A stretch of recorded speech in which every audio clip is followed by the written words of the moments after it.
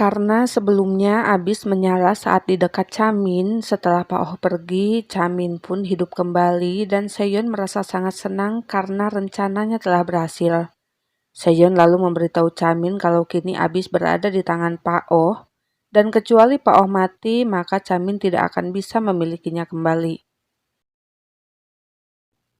Sementara itu, Pak Oh berhasil melarikan diri dari rumah sakit itu dengan berpura-pura menjadi seorang pasien.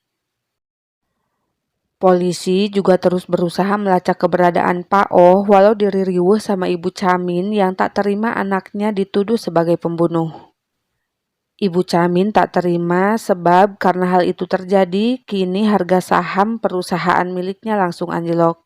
Chamin yang datang ke kantor polisi untuk menenangkan ibunya malah membuat Dongchol pingsan karena melihat Chamin hidup kembali. Beberapa saat kemudian, Dongchol terus menginterogasi Chamin. Saat itu Chamin memberitahu Dongchol bahwa pelaku pembunuhan Seyon adalah Pak Oh, namun saat ini mereka tidak memiliki bukti apapun. Walau sebelumnya Pak Oh telah mengaku kepada Chamin kalau ia telah membunuh Seyon. Dongchol tidak bisa menangkap Pak Oh hanya dengan kesaksian Chamin. Ditambah lagi, Chamin adalah tersangka utama dalam kasus tersebut.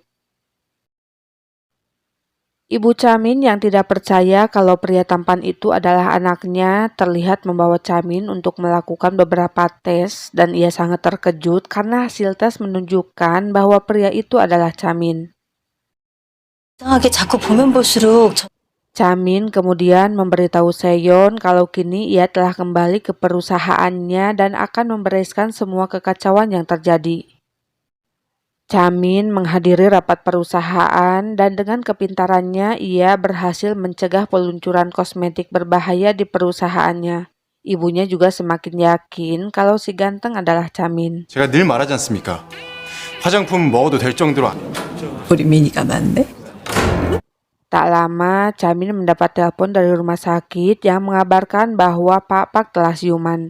Di sana Chamin dan Seyon mendapat informasi kalau pas sadar Pak Pak sempat mengatakan sesuatu tentang buku catatan. Di sisi lain, Pak Oh tiba-tiba menghubungi Hejin bertanya tentang bola abis yang langsung membuat Hejin terlihat sangat ketakutan saat ditelepon oleh ayahnya. Sialnya, Hejin mengatakan semua hal yang diketahuinya, sehingga kini Pak Oh tahu kalau Seyon juga hidup kembali. 고세연, 그년도 살아났다고. Sementara itu, Seyon semakin terpikat melihat Chamin yang sangat mahir menggunakan bahasa asing dan selalu menyelesaikan pekerjaannya. Yeah, I made a call to the market. Ketika Seyon sedang makan bersama Chamin, ia mendapat telepon dari Pak Oh yang memintanya datang sendirian tanpa memberitahu siapapun.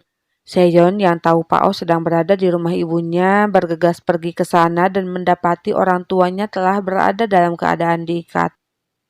Dengan memanggil Seyon, kini Pak Oh tahu wajah Seyon setelah hidup kembali dan langsung menyuntikkan sesuatu ke leher Seyon yang membuatnya tak berdaya. Seyon kemudian diikat di sebuah kursi dan terus ditanyai tentang apa yang diketahuinya mengenai bola abis. Karena Seyon tak mau menjawab, dengan kejamnya Pak Oh menganiaya ayah Seyon agar Seyon menceritakan semuanya.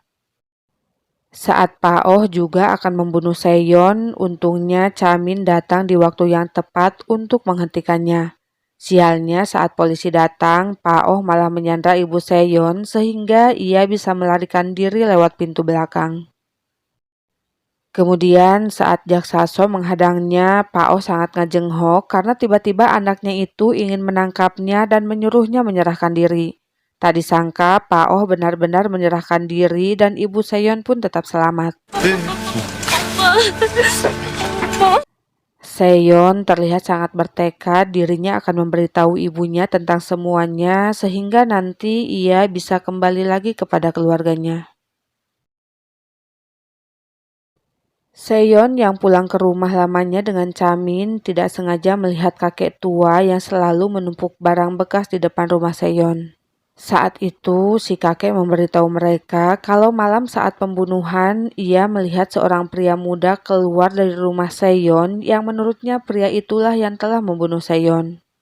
Ketika mendengar cerita si kakek, Seyon tiba-tiba teringat kejadian malam itu, yang ternyata saat itu bukan hanya Pak Oh yang masuk ke rumahnya, melainkan ada satu orang lagi yang masuk bersamanya.